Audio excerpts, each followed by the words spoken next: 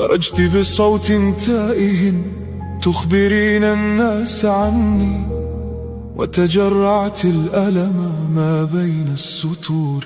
لكن الفرق بيننا أنك استنجدت بالعاطفة وأنا استنجد بالحقيقة، وردي هذا ليس تبريرا، إنها الرسالة الأخيرة.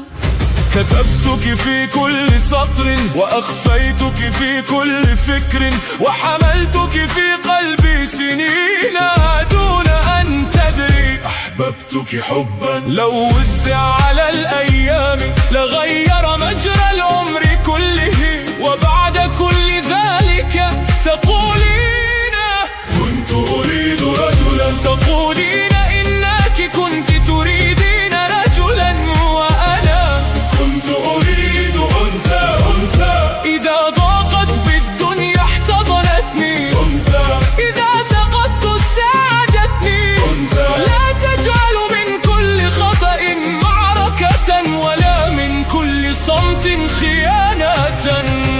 كنت تريدين رجلا لا يخطئ، وأنا كنت أريد أنثى.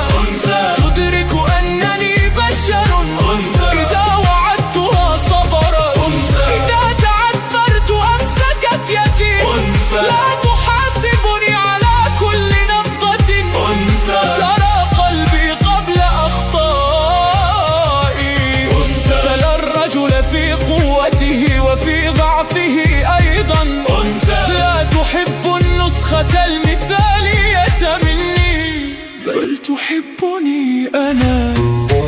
كنت ترين غيابي ولم تري حروبي، كنت تسمعين الصمت ولم تسمعي ما كان يكسرني. فالرجل أيضا يتعب، والرجل أيضا يبكي، والرجل أيضا يحب، لكنه يتعلم أن يخفي دموعه. ليس كل غياب هروبا، وليس كل صمت خيانة، فبعض الرجال يكسرهم الواقع ويكملون الطريق وحدهم.